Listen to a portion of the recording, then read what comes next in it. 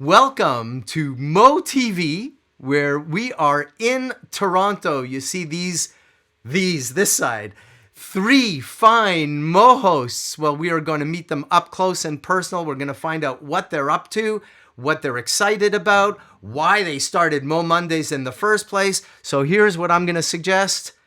Grab a drink. If you got dinner, get your dinner, put it in front of the screen. Enjoy yourself because we are going to have a great evening this evening.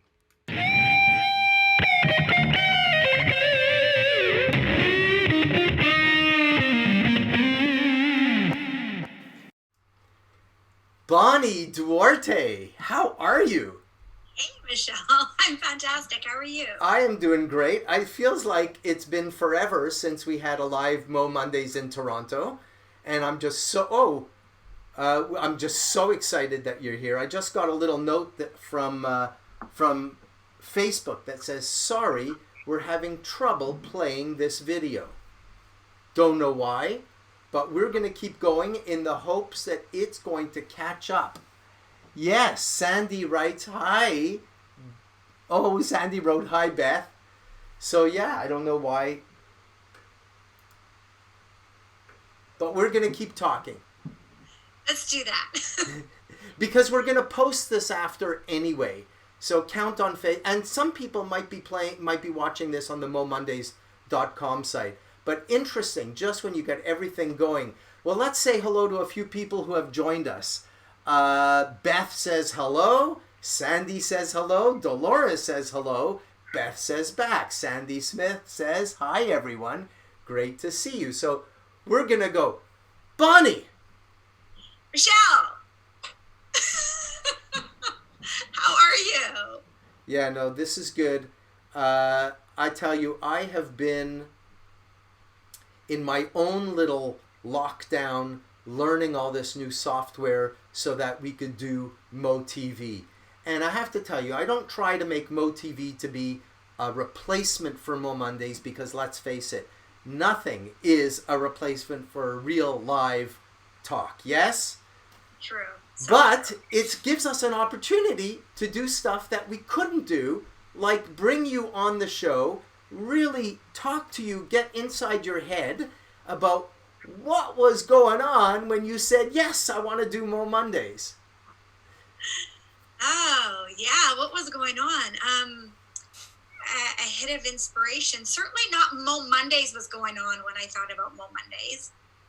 Because, I share this with you, Michelle. Like the very first time I found out about moMondays or went to a moShow was when you were in the Hard Rock Cafe. Oh, that was a long time ago. A long time ago, down on Dundas Square, and I was pretty wowed by what was happening on that stage, by who you were, who your guests were, and it didn't even seem like a possibility I'd be speaking on one of your stages, forget about hosting one of your locations, and the Toronto location at that. So it's incredible how life takes you on a certain path and then spits you out on the other end. And it really just came from a very authentic place of wanting, I'm a divorce recovery coach. And so I thought, what a beautiful opportunity it would be to have my clients share their story. Share their story as they come out through the other side. And one conversation led to another, led to me sitting on your deck with Beth having a drink. And the bourbon, yes. Yeah, always a bourbon. And talking about starting our own location. Mm-hmm. And I don't know how that happened, and it did, and it just was like, it was so natural, and it was enough course. And yeah, I remember us having this conversation thinking, wonderful, let's do this, never realizing that we needed an actual moHost. Yeah. We needed somebody who was going to take the mic and own the show. And that was a bit of a shocker because I knew that couldn't be me. Yeah, it couldn't be you. So wait, before you go any further, I just want to give a big shout out to Beth. Yes. Because I think her intuition and she's the one who kind of like brought us together, shall we say. So big shout out to matchmaker. Matchmaker, exactly. And what I'd like to do, I want to give a little shout out, big shout out, a medium-sized shout out to everybody who has just joined us. Do me a favor, do us a favor, post a comment where you are tuning in from. And if you have any questions, I will check back with the chat every once in a while. And if you have a question for these fine people, lay them in there, because we're gonna get to them. Yeah, Beth just wrote So yeah, so what I think, before we get to your experience as a moHost, let's pause for a minute, because there is a connection through storytelling between what we do at MoMondays and what you do in your divorce recovery coaching. Yeah, for sure. Well, life is a story. And, I think what we can see in MoMondays is that it's always the hardest times in our life that often, not always, but often the greatest stories come from. In fact, any of our experiences, be it a loss or an adventure, is just a story. Everything we do in life is a story. And actually, I'm going to bring Beth's name into this again. Beth and I did a workshop years ago with these storytelling experts that used to write for Disney. Uh-huh.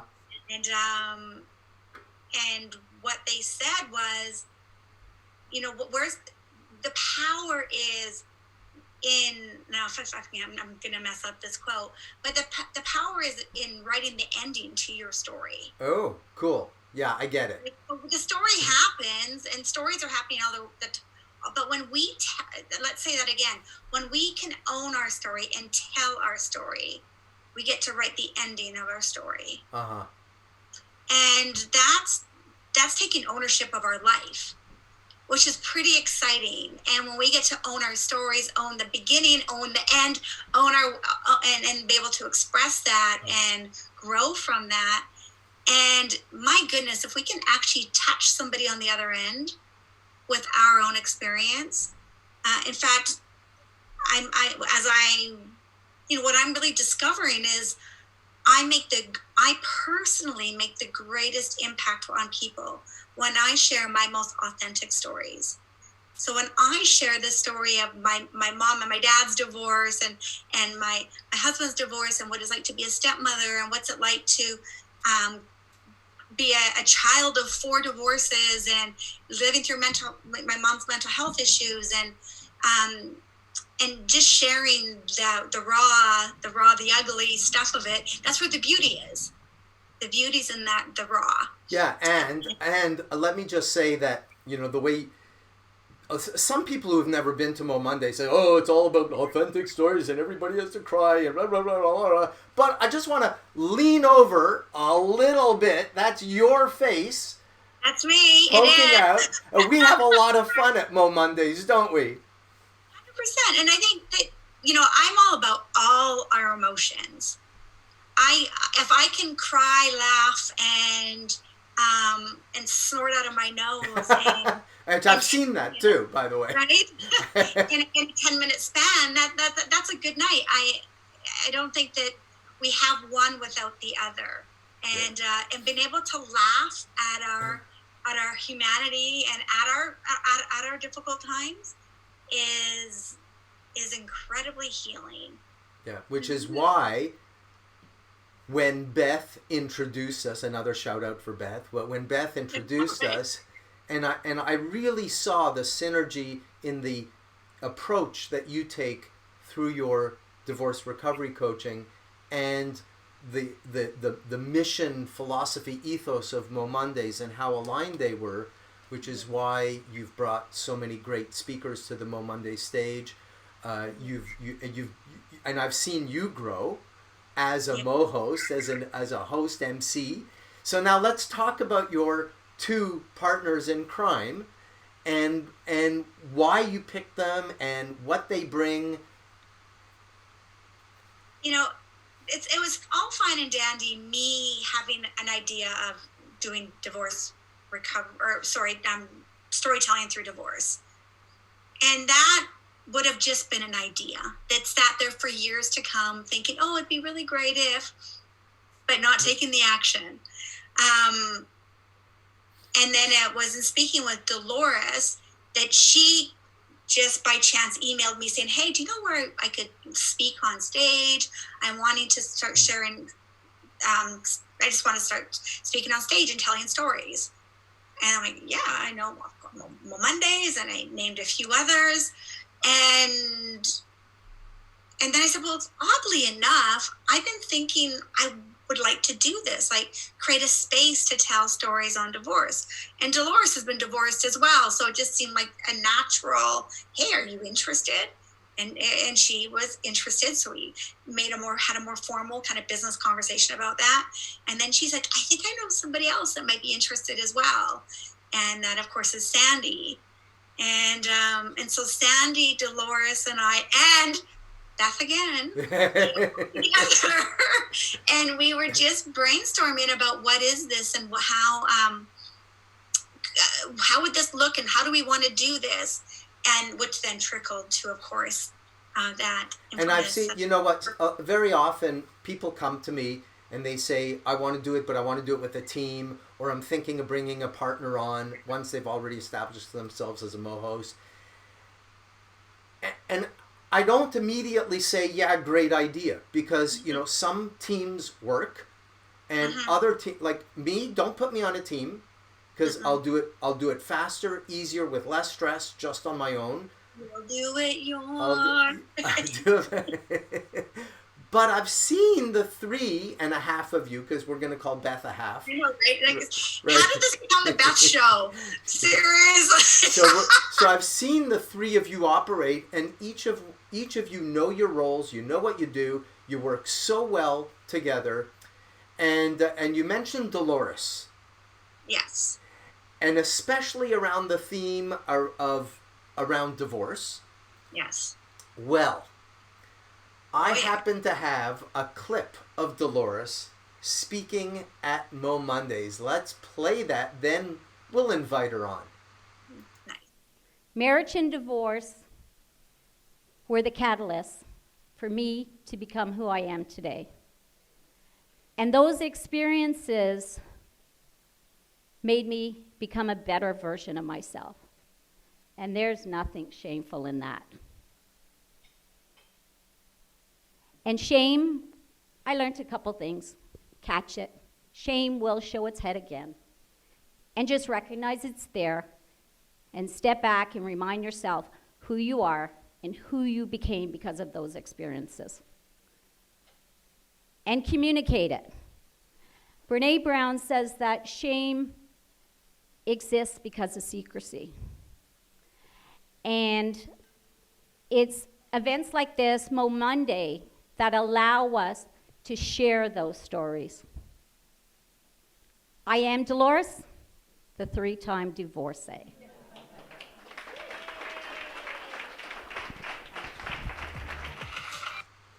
Delores.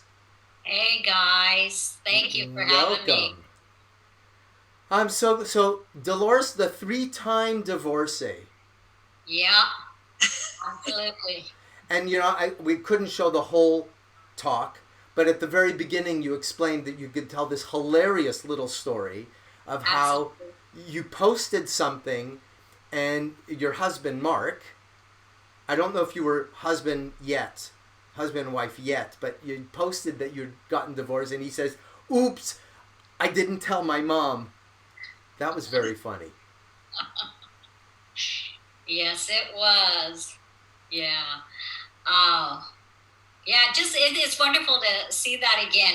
I mean, as Bonnie said, that I became involved with MoMondays because I wanted to really work at the craft of storytelling. And sometimes a story shows up in the strangest places. So as a divorced woman, I thought I was fine with being called Divorcee. But when Bonnie wrote my moHost bio and posted it on our moMondays website, and it said, Delores, 3-time divorcee, and this was going to be published for the first time for the whole world to see, that was another story. I called Bonnie and I demanded, Bonnie, take that down. And I fell into this divorce shame. It came flooding back. Right. And then, of course, Bonnie did some divorce recovery coaching on you. She did well, and I think all of you guys did it, because I decided to take the opportunity to use my upcoming moMonday spot, because I wanted to speak, to craft a story around this experience. And so in the weeks leading up to that, I mean, one of the great things about signing on with the Toronto moMondays group is you get coaching. And so, Michelle, you coached me, and Bonnie coached me, and Sandy coached me. And this allowed me to create that wonderful story that was, moved me from judgment and shame to a real powerful self-awareness, where I got to really step in and honor the things I've learned through that experience. And at the same time, bringing it true to form of a moMonday show and a moMonday story, being lighthearted, and also empowering and inspiring to our audience. You know, I love the way you described the process for yourself, because a lot of people think, I know my story, I'm going to share it for the benefit of everybody else. And they don't realize oftentimes that in the process of leading up to your stage time, you know, you have to peel back a number of extra layers of the onion that you may not have realized were even there. So does that describe your process and what you learned? Like, you thought you knew, I'm just going to share this story? Oh, absolutely. And so the Delores that began and the Delores that finished was a totally different Delores in that time period, just by signing up as a storyteller. Interesting. Cool. And it's so interesting, because we often get speakers that have spoken many, many times, and even paid speakers, like they're professional speakers. And when we go through this experience, and you take a story that maybe you even told, 5 other times or more. Or 100 times in my case, yes. Times. I wasn't going to say that, but maybe. Right, there's always another level.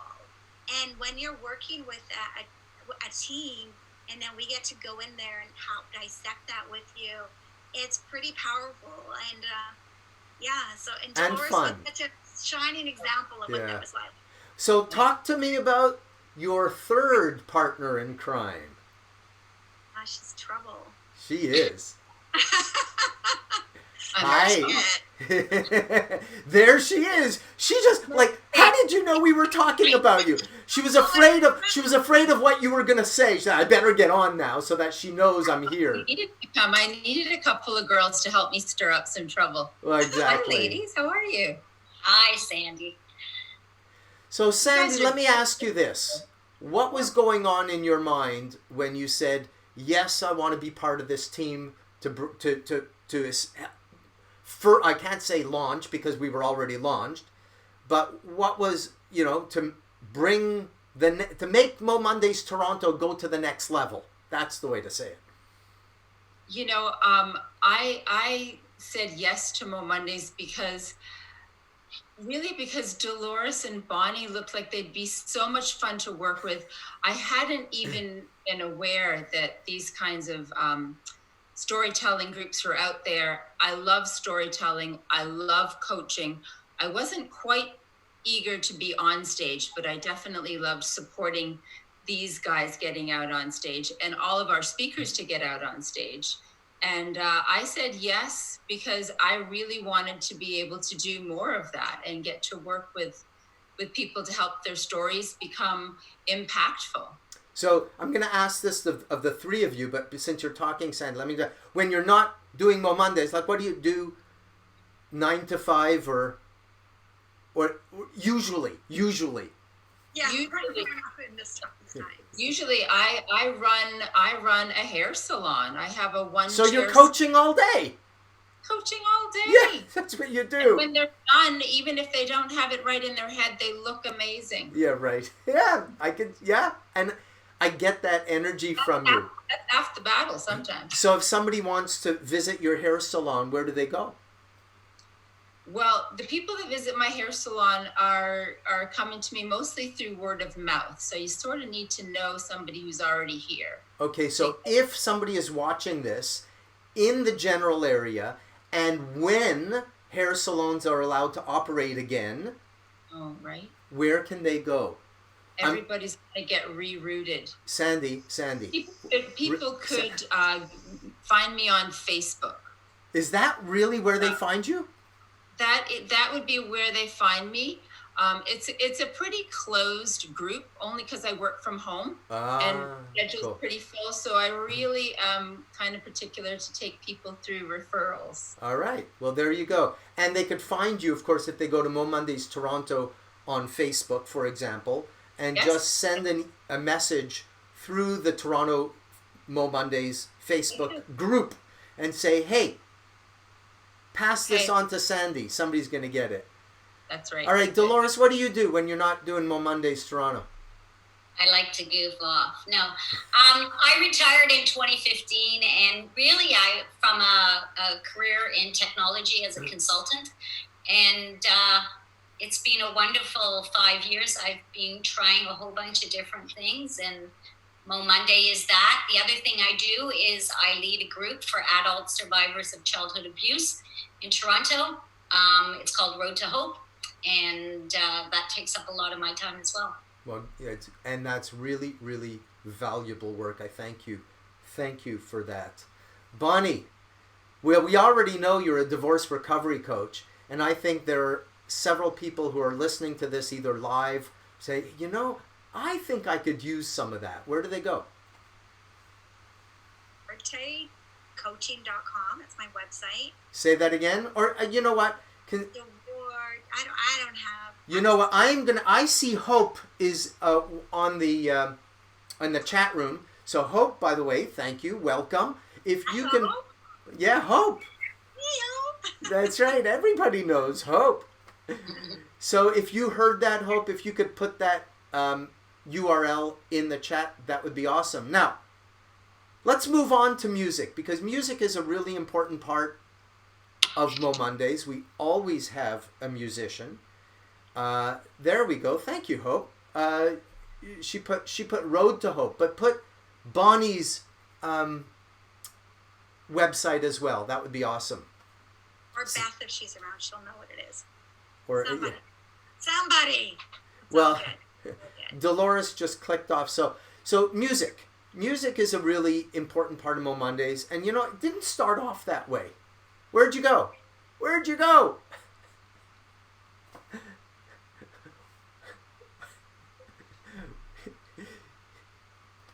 All right, music is an important part of MoMondays. It didn't start off that way because I thought I just wanted storytellers. But it was actually one of our moHosts in Winnipeg who brought on a musician, and she told me about it. I said, not a good idea. But I saw the videos. I thought, what a brilliant idea.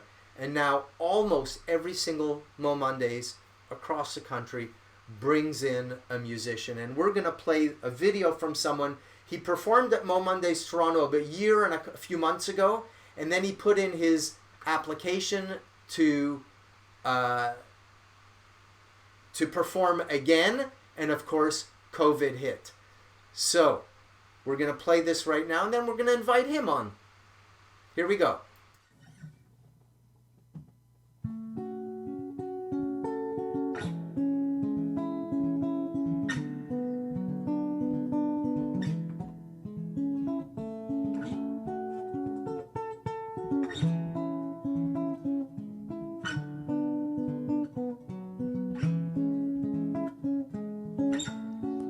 Can we stop the violence? And sometimes we go for silent. trying to speak her. Chokehold allows no breathing. Hatred comes out in full force because the color of our neighbors. Do you see how absurd this is?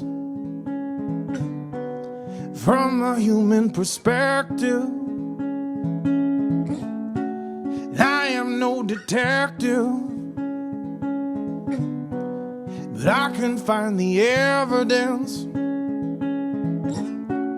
It does not have to be like this. If we fire the host of The Apprentice,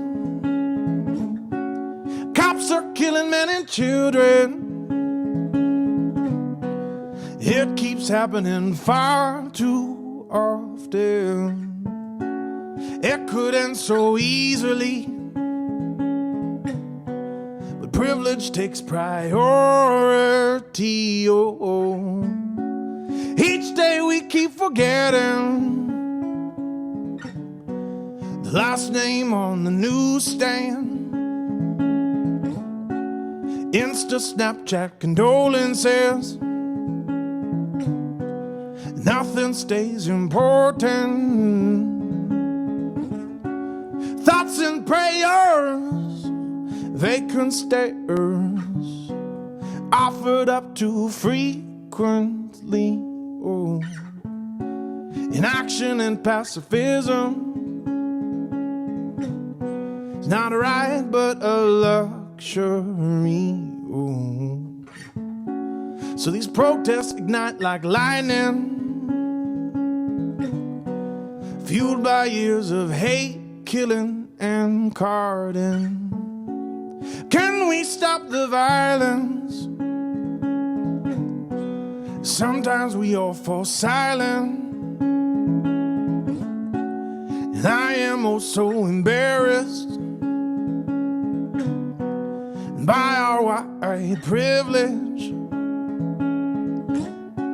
And I wish I had an answer, quick fix for systemic cancer, but change won't come without fire. And the fires are the least of your problems. Oh, if you have a white robe in your closet, of your mind or your heart, then please do a little digging into what you're believing. Can we stop the violence? We can't afford more silence. This is your time to speak up before the chokehold allows no breathing. Can we stop the violence?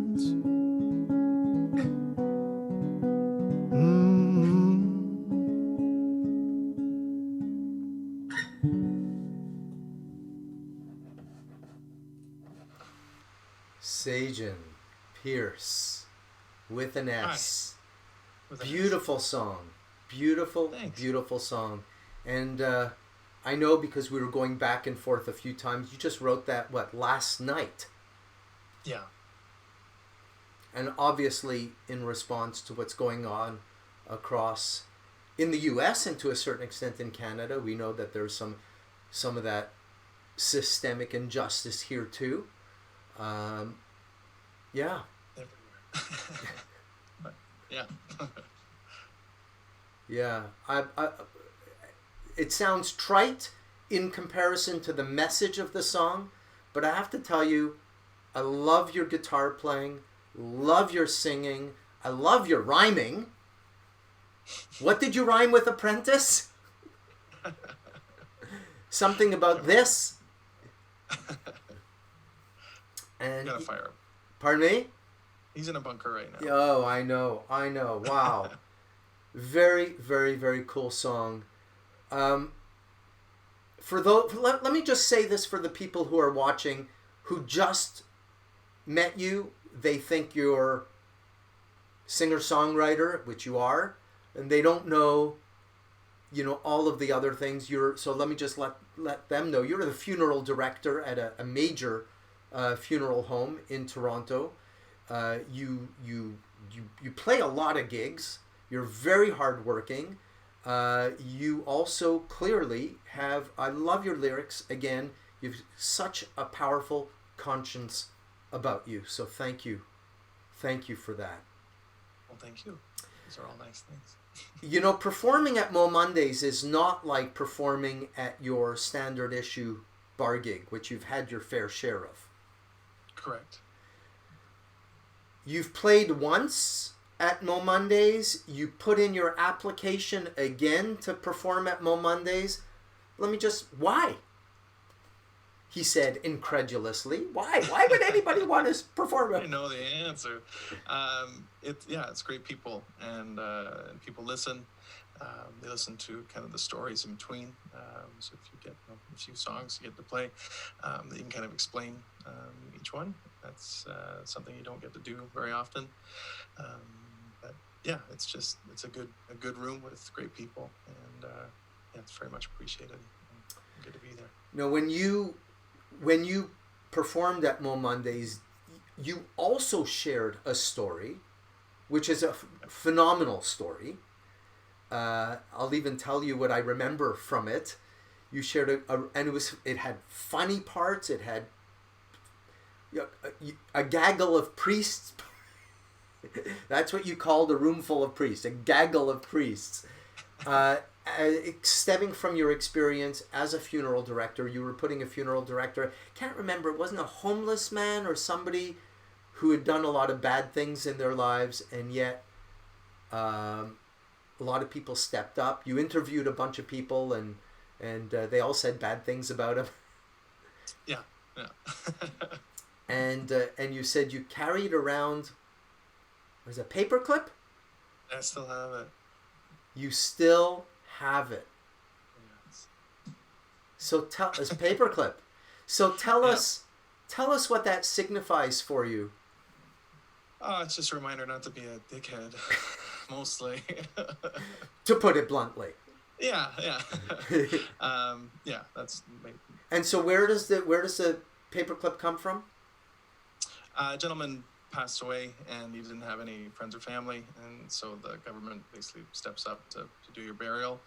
And so I was going through his personal effects, and I found his wallet, and so I opened up his wallet, and they had a list of phone numbers, people's names, and so I started calling them, and every single person that I talked to had terrible things to say about him. He was a drunk, he's a gambler, he never paid his rent, it's all that stuff. So in the end, it was just basically a few funeral directors and the priests that did the burial for him.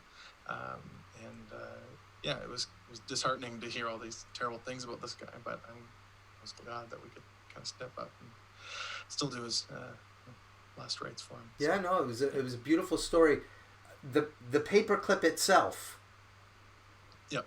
Was that, I can't remember, was that part of it? Did you find it? It was in his wallet. Yeah, it was in his wallet, and it just had all of his kind of contacts in it. Right. Yeah. So for you, it's like, I never want to be the guy that they say terrible things about. Basically, yeah. Yeah. So let me ask you about your experience. I'm sure you don't.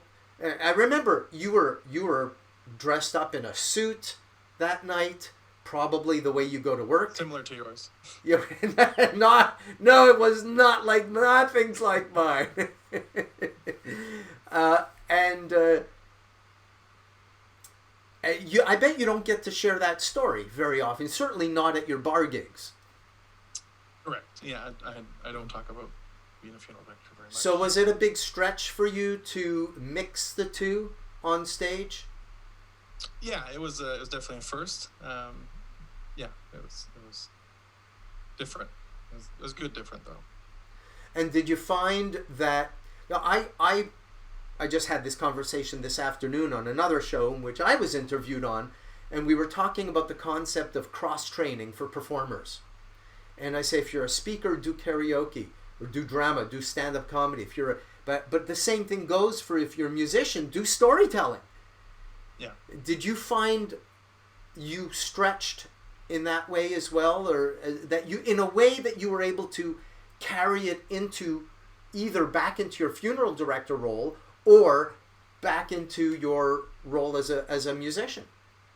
Yeah, for sure. It helped me. It was a confidence booster. Just know that I can do it. I mean, I speak in front of people all the time, but never, personal stories or anything like that. So, yeah, it definitely helped me in personal life and in professional life.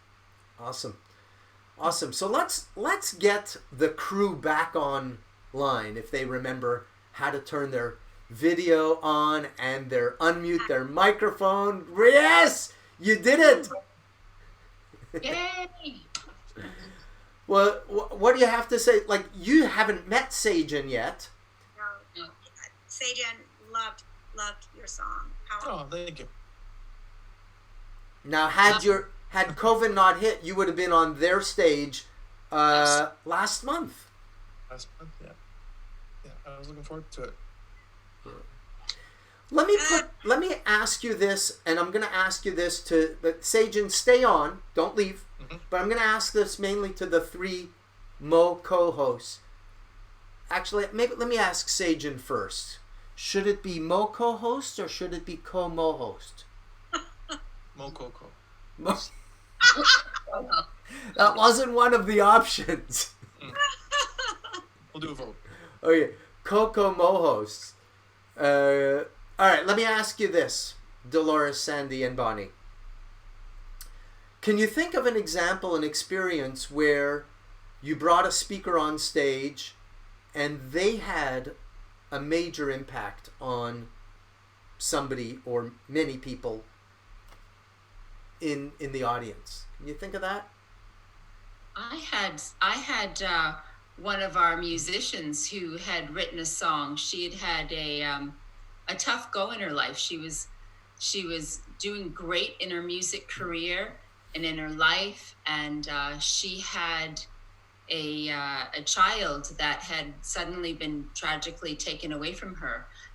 He passed away, and when that happened and her life spiraled, it was years before she could get her desire to write music again. And when she came back to our moHost stage, or our Mo stage, she was ready to tell her story. She'd written a song about the love of her life, her son, Kyle.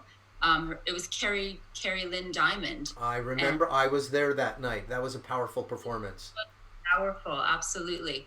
And she wrote a song about her son. And after the evening was over, I was speaking to some of our guests in the audience, and one of them shared a really impactful moment that she had because she came out to the show. And I'm like, this is why we do the show, because it makes a difference for people that are listening.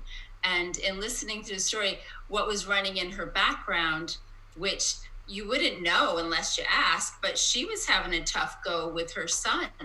And he was giving her a hard time. She was a single mom. She could relate to the single mom who was telling her story.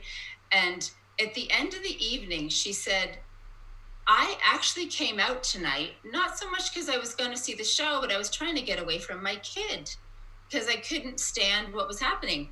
And after she heard the tragic story of what Carrie had been through and how her music had told the story of how grateful she was, she goes, you know what? I've got to drop all of this complaining that's going on in my head. And she went home and her heart opened again. And she says, what happened that day? I'd been in therapy for 8 months, and listening to one of your performers switched off and did more for me than all the therapy could do. And I just snapped out of it. And she got her heart opened and she turned her relationship around. And wow. I'm like, thank you for sharing that. You know, and I passed on the message to Carrie, and she was really moved to know that she'd made an impact. And, you know, everybody's story matters. And when you share it from your heart, you change things for everybody in ways that you would never have known. So that's why I love doing this. Beautiful, beautiful story. And that's what kept me going. I mean, we all, like a lot of people who might be watching this now, they have no idea how much work it is. No idea how much work it is to put a MoMondays show together. Like I see the heads nodding. They have no idea. They think we just show up on the night and we just and we have a good time. No, and at all. Yeah. Well, so I think every moHost goes through this, mental roller coaster. Is this what I want to do? Why am I doing this? And then you show up on the night, you do it, you see the impact, and you say, yes, this is why I'm coming back next month. And it makes a difference when we ask, because that was one of the things we started doing in Toronto, is we had started asking after the show the impact that some of our speakers had made. And it really helped fuel the relationship between the people that were guests that were impacted and the feedback to the people who are really putting some hard work into their stories. Yeah. So Sagen, there you go. You see, we storytelling, music, it all. Anyway, it's really, and as you could see from the picture, we have fun too. We have a good time. Let me ask you this, and I want the answer from all three of you separately. Don't all talk to on over each other. Doing this month after month and having experiences like the one that Sandy just said. I say, as a moHost, we've got the best seat in the house because we walk with the speakers.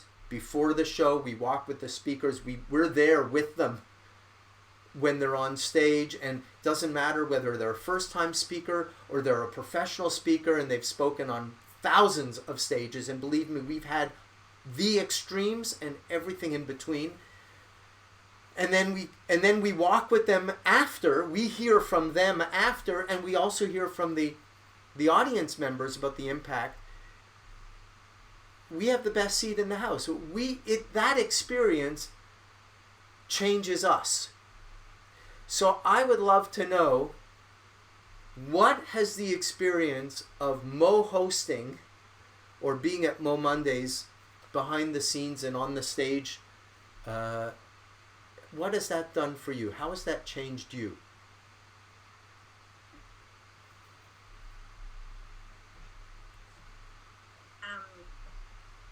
Huge. I said to you, remember, when we go back to that meeting we had on your deck, and I knew I wasn't going to be a moHost. I remember that.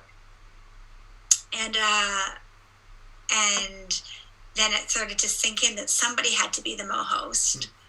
And somehow it was agreed upon that was going to be me. And I spent months either back away from it, but not wanting to at the same time. This odd thing, like wanting to run, but excited all at the same time. And I think I shared this with you guys. I binged RuPaul's Drag. Yeah, it's really good moHost training. But I don't know why this happened, but there was this time of trying to understand, what does that mean? What does that mean to be on stage and host a show like this month after month? And what is that going to take that's way bigger than I know myself to be? And what I appreciated about the RuPaul's Drag show was that bottom line, it was about being your authentic self, whether you're in drag or you're doing a moShow or whether you're storytelling. But it's fun just getting to giving yourself permission to be who you are. Am I saying that right? Yeah, it's a really well said. Giving yourself permission to be big, to be all of you. And I've always been worried that I am too much, too opinionated, too big, too loud, too my own funny, but maybe not very funny for everybody else. But being a moHost gave me permission just to be all of me on stage, and that's what I'm personally just stepping into more and more and more, just being me. And some people are not gonna like it. Some people are gonna love it, and it's all good. But it's amazing how many people actually really love it and appreciate it when you're really just being yourself. Really self-affirming. Trying to be someone else. Yeah. Now, Sandy and Delores, do you want to add anything about how the experience? Now, you haven't had the same experience that Bonnie's had, but how has the experience of moHosting changed you? Well, I can say I find myself saying yes to more potentials that are like this one. This one had also opened up a door for me to do what I'm passionate about, as far as another storyline that I have in the background of my life, and that's faith. And I'm now working with another team, and we're doing much like what we were doing together. We have 5 speakers preparing, and their talks are all about what their faith is like. Very cool. And the other thing that we're doing that it got me started on is when everybody gets back to work, that everybody's needing hand sanitizer. And I never imagined in a million years that I would be in this COVID time. I'm now looking to sell hand sanitizer because that's what my husband's business is now making. So we started a Sanitize My Crew. And if moMondays gets rolling again, we're going to be a crew that's going to need this stuff. Well, yeah, you know what? Nobody knows exactly how we're going to come out of this and all of this stuff, but I have a feeling hand sanitizer is going to play a very big role when we come back. I got to make a quick little plug. Here's our little bottle. Can you do it in an aerosol spray version where as people walk through the door, you just spray everything? And yeah. Delores, how about you? I think this has just been a great opportunity to just re-embrace having fun again. Oh, I'm so glad to hear that. I love listening to the stories. I loved, some of the additional training that we've had along the way, the craft of comedy. I love listening to people's stories and counting up how many laughs there are. So just bringing lightness back into the world, and I definitely, after COVID, and I think we're all going to want to get together and have some really good laughs. Awesome. Sagen, do you have anything to say just before we sign off?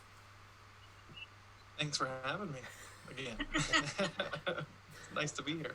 Spoken like a true songwriter. Beautiful. We got to talk about songwriting some. I know I was going to go to your open mic night. Haven't made it. I'm not going for a while, but we're going to do it. All right. I want to thank you guys for being part of moTV Toronto. And this has been phenomenal. I miss you. I miss you. And I want to make a plug for Michel. You're an amazing TV host and storytelling coach, and we've enjoyed working with you so much. Michel has so much to offer. If you ever see any of his postings on Facebook. Blush. Thank you. Phenomenal teacher. Thank you. All right. We are closing up this. How can I mean, best last words ever for a moTV. Thank you, Sandy, for that. But come back next week. Next week, no, don't come back next week. We're taking a break next week. But the week after that, we are going to moMondays Waterloo. So do me a favor, do everybody a favor.